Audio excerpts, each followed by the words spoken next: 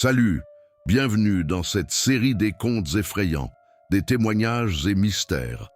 Aujourd'hui, je te ramène l'histoire de quelqu'un qui est parti pêcher la nuit tout seul sur un lac hanté. Vraiment horrible comme expérience. L'eau ne fait pas de bruit quand elle avale quelqu'un. Elle n'a pas besoin de crier. Elle se contente de tirer lentement et d'attendre en silence. Ce que je vais te raconter est personnel.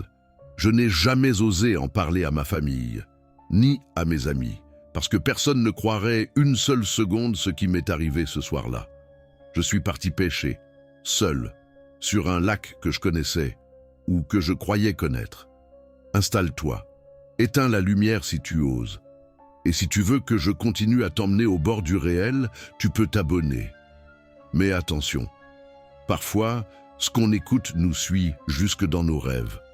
Je m'appelle Julien, j'ai 35 ans, pêcheur passionné. C'était au mois d'octobre.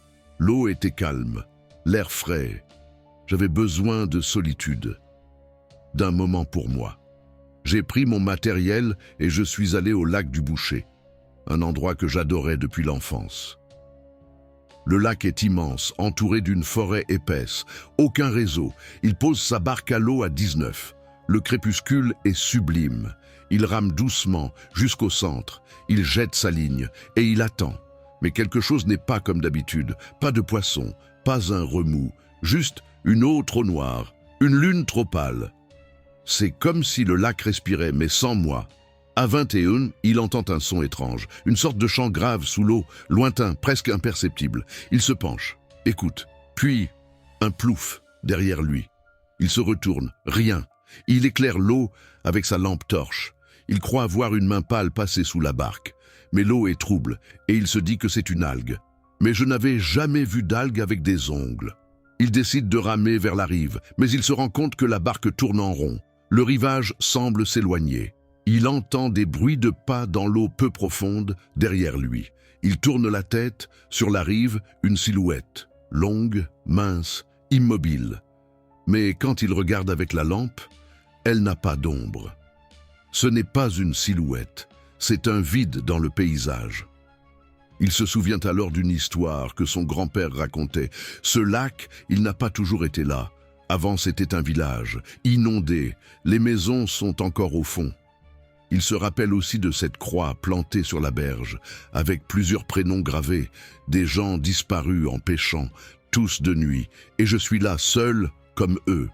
Le chant sous-marin revient, mais cette fois, plus proche, plus humain, comme une voix de femme qui appelle son prénom Julien.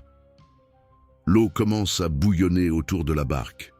Il voit des visages flottants, flous, puis une barque identique à la sienne à 20 mètres, mais sans personne dedans, jusqu'à ce qu'une ombre assise se redresse lentement.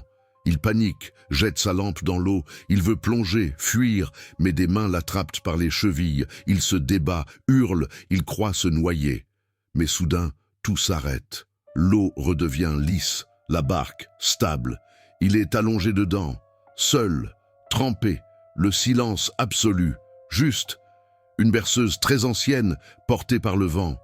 Il revient à la rive, épuisé, tremblant. Sa voiture est là, mais les pneus sont crevés. Il rentre à pied, 8 kilomètres. Arrivé chez lui, il trouve de la boue dans son lit. Et sur son miroir, une phrase écrite à l'envers. « Toi aussi, tu nous appartiens. » Depuis, chaque nuit, il rêve du lac. Et chaque matin, il trouve de l'eau sur son oreiller. Il va voir un prêtre, puis un psychiatre. Personne ne le croit. Il enregistre ses nuits. Sur la bande, on entend des gouttes des champs et la rame d'une barque. Tu crois pouvoir visiter un lac, l'observer, le dominer, mais c'est lui qui t'observe. Et quand tu entends ton nom dans le vent, il est déjà trop tard, parce qu'il y a des eaux où personne ne se baigne, et ce n'est pas pour rien. Alors si un jour tu pêches seul et que tu entends quelqu'un t'appeler sans écho, ne te penche pas, ne réponds pas, ne regarde pas, tu peux t'abonner. Mais n'oublie pas que maintenant, ils te connaissent.